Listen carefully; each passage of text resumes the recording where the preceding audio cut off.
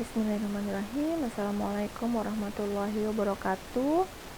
Baiklah, hari ini kita akan belajar tentang aspek 5, yaitu kebidanan komunitas.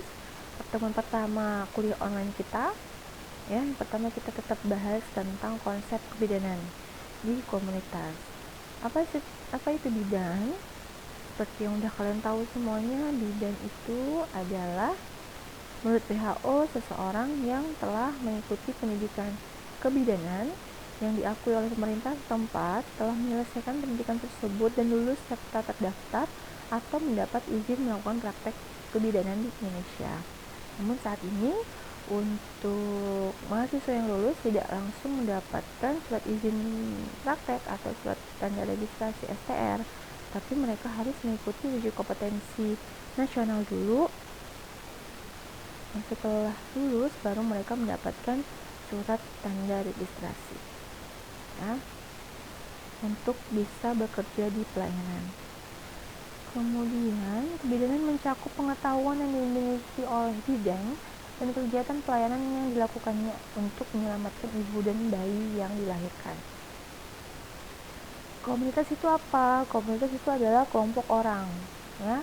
Sasarannya unsur kebidanan komunitas itu ada bidan, pelayanan kebidanan, sasaran pelayanan, lingkungan dan pengetahuan serta teknologi ya. Nah, tadi bidan udah, komunitas udah. Lalu apa sih bidan di komunitas? Bidan di komunitas adalah bidan yang bekerja melayani keluarga dan masyarakat di wilayah tertentu dan harus mengenal kondisi kesehatan di masyarakat yang selalu mengalami perubahan, sehingga bidan harus tanggap terhadap perubahan tersebut. Riwayat kebidanan komunitas.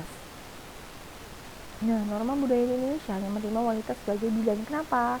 Karena kita memberikan asuhan yang kita berikan itu kepada wanita atau ibu-ibu dari sebelum hamil sampai menyusui. Kan lebih nyamannya antara wanita dan wanita. Jadi kita bisa memberikan asuhan secara maksimal.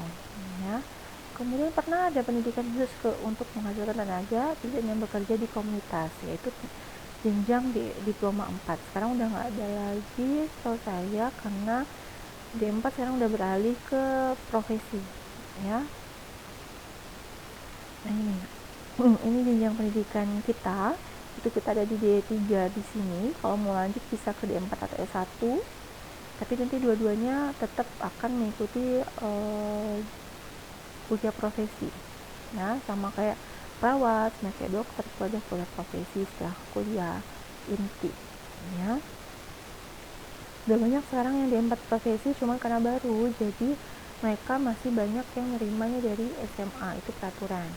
Hanya beberapa institusi yang menerima dari D3 ya. Kalau mau lanjut silahkan. Ini untuk sasaran kebidanan komunitas kita dari individu, keluarga, kelompok masyarakat atau komunitas, tapi utamanya tetap ibu dan anak dalam keluarga. Tujuannya apa? Meningkatkan kesehatan ibu dan anak balita di dalam keluarga sehingga terwujud keluarga sehat dan sejahtera di dalam komuniti tertentu. Bekerja di komunitas, bidan juga punya tugas pokok, yaitu memberi pelayanan kebidanan pada komunitas. Di masyarakat, bidan bertindak sebagai pelaksana pelayanan kebidanan. Pelayanan kebidanan komunitas pada hakikatnya adalah upaya yang dilakukan oleh bidan untuk pemecahan masalah kesehatan ibu dan anak balita dalam keluarga dan masyarakat, dan dilakukan dengan menggunakan pendekatan manajemen kebidanan. Jadi kalau ada masalah di komunitas, bidan bisa bekerja sama atau kolaborasi dengan nakes atau puskesmas terdekat untuk mengatasi masalah tersebut ya. Bidan yang bekerja di desa mempunyai wilayah kerja atau wilayah pelayanan. Jadi pada awal penempatan kita harus tahu batas wilayah kita itu mana saja.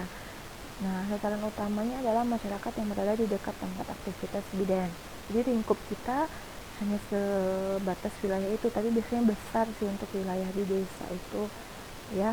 Cuman ada puskesmas, jadi kita tetap di bawah puskesmas. Nah, kebidanan komunitas mendorong bidan bekerja aktif, tidak menunggu pasien. Jadi kita tidak hanya menunggu di polling desk, tapi bisa kita kunjungan home to home ya, door to door. Pemantauan kesehatan masyarakat wilayah kerjanya dilakukan oleh bidan komunitas. Nah, Pelayanan kebidanan komunitas mencakup upaya pencegahan penyakit, pemeliharaan dan peningkatan kesehatan, penyembuhan serta pemulihan kesehatan.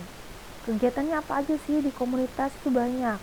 Salah satunya penyuluhan dan nasihat tentang kesehatan, pemeliharaan kesehatan ibu dan anak, kemudian pengobatan sederhana bagi ibu dan anak, perbaikan gizi keluarga, imunisasi pada ibu dan anak, pertolongan persalinan, pertolongan keluarga berencana. Pelayanan keluarga berencana, maaf. Nah, kegiatan pelayanan kebidanan masyarakat itu ada pelayanan kesehatan ibu dari prahamil sampai menyusui. Kemudian pelayanan medik keluarga berencana dari KIE, komunikasi, informasi, dan edukasi dari pemilihan kontrasepsi sampailah ke pencatatan dan pelaporan. Pelayanan kesehatan anak dari pemeriksaan kesehatan balita secara berkala sampailah dapat mengidentifikasi tanda kelainan dan penyakit yang mungkin timbul pada bayi dan balita serta cara penanggulangannya. Nah, ini peran serta masyarakat. Itu ada pembinaan dukun, pelatihan kader, kursus ibu, pengembangan kesehatan masyarakat desa, posyandu, dan nasihat. Nah, jadi kalau peran serta masyarakat ada materi berikutnya. Ini juga tugas kita sebagai bidan di komunitas. Kalau untuk dukun sendiri kita lebih ke kemitraan dukun dan bidan. Jadi kita mengajak dukun kerjasama. Misalnya apa? Kalau ada pasien hamil atau mau melahirkan di daerahnya, itu segera dilaporkan ke bidan, ya, tidak ditangani sendiri oleh dukun. Nah, kemudian jaringan kerja kebidanan komunitas itu dilaksanakan oleh bidan secara mandiri dan kolaboratif dengan nakes lain. Nah, bila memerlukan pelayanan atau dukungan teknologi yang lebih lengkap dan canggih, maka dilakukan rujukan. Nah, pelayanan kebidanan komunitas dilaksanakan di puskesmas, bisa di pustu, polindes, posyandu, praktek bidan, dan rumah pasien. Nah, berikutnya materi berikutnya tentang MDGs atau Millennium Development Goals. Ini adalah kesepakatan kepala negara dan perwakilan negara dari negara-negara yang tergabung di PBB. Ya, ini dari tahun 2000 sampai 2015. Tujuannya apa? Tujuannya untuk tercapainya kesejahteraan rakyat dan pembangunan masyarakat tahun 2015. Ada 8 target MDGs, ya, dari memberantas kemiskinan sampai membangun kemitraan global untuk pembangunan.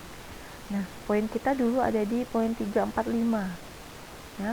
Namun, pada tahun 2015 target MDGs ini tidak tercapai, belum tercapai. Karena apa? Masih tingginya angka kematian bayi dan angka kematian ibu.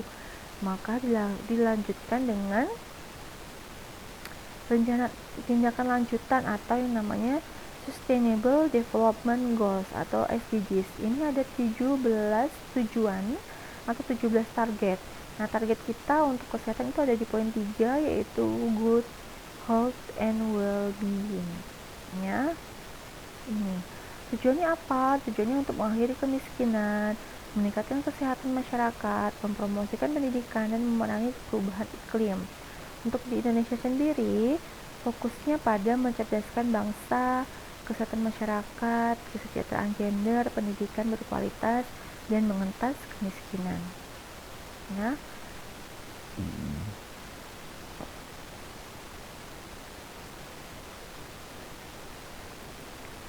Oke. Ini ada 17 target yang sudah saya rangkum di sini, silakan dibaca sendiri nanti, ya. Yang pasti kita itu ada di poin ke-3, good health and well-being. Dan 17 target tadi diharapkan pada tahun 2030 dapat tercapai. Oke.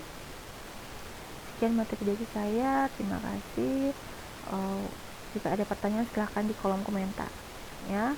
Terus silahkan kita diskusi di Google Classroom-nya. Oke, wassalamualaikum warahmatullahi wabarakatuh.